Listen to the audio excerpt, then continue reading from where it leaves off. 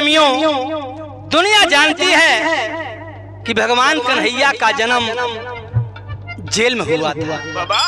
आधी रात को पैदा हुए थे, लेकिन वो कौन सी जेल थी? वो जेल थी मथुरा में गहबर जेल। गहबर जेल के अंदर पैदा हुए भगवान कन्हैया जी। इसी पे एक गीत है, आप लोग सुने। अरे पैदा भाई ले, अरे पैदा भाई ले गोकुल में नंद लाला, गगनवा से फूल बरसे।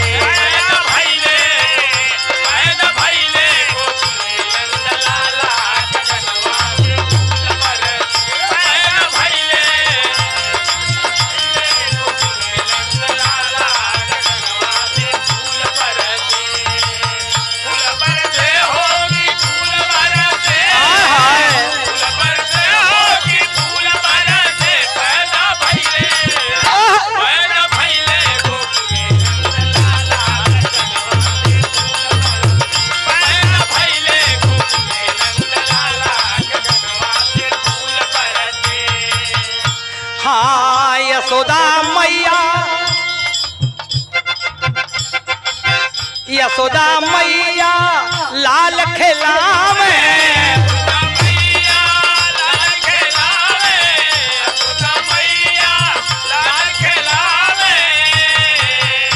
अरे नंद बाबा ही रामतिया लुटावे,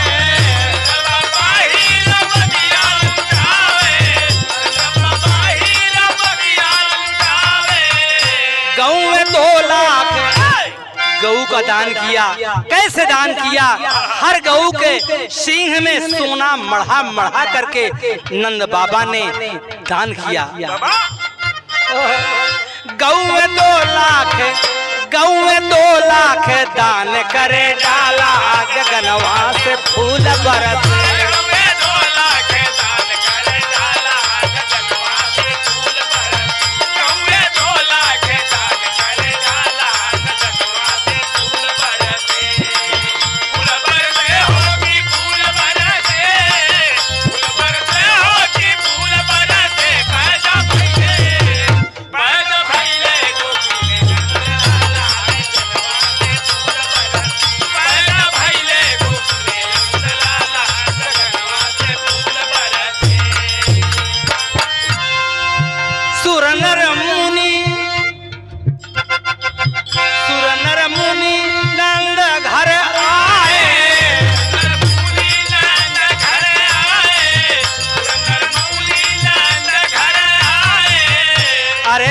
चार ढोल मृदंग बजाए,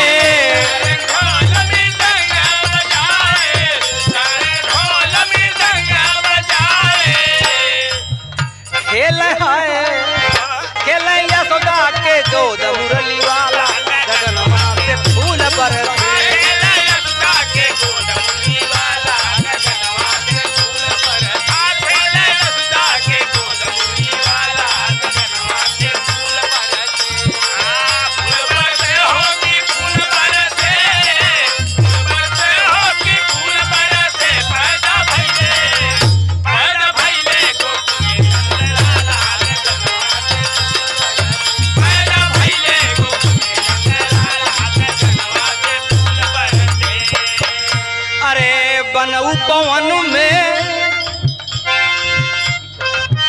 बनऊ पवन में हरियाली छाई, पवन में हरियाली छाई, पवन में हरियाली छाई, कि बनऊ पवन में हरियाली छाई। अरे नभमंडल में बजल बधाई,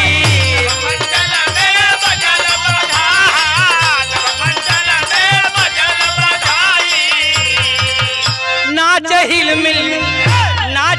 मिल के सभी गोपी ग्वाला, गगनवा से फूल बरसे।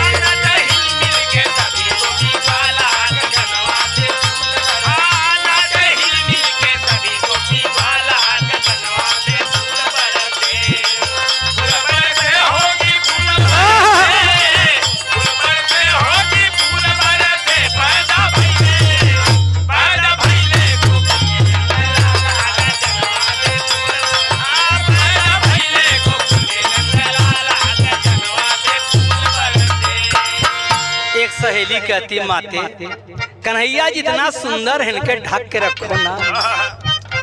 अरे कमल नयन तन, क्या बात है, कमल नयन तन श्याम सलोना,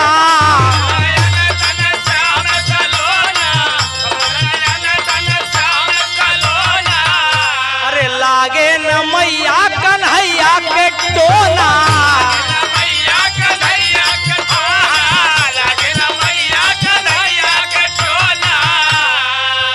मोर मुकुट सोहे, मोर मुकुट सोहे बैजंती माला, गगनवा से फूल बरसे, मोर मुकुट सोहे बैजंती माला, गगनवा से मोर मुकुट सोहे बैजंती माला, गगनवा से फूल बरसे, कमर में होगी फूल बरसे, कमर में होगी फूल बरसे, पैदा भइले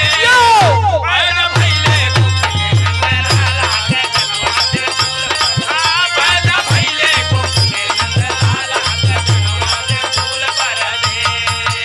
पैदा भइले गोकुल में नंद लाला, गगनवा से फूल बरसे।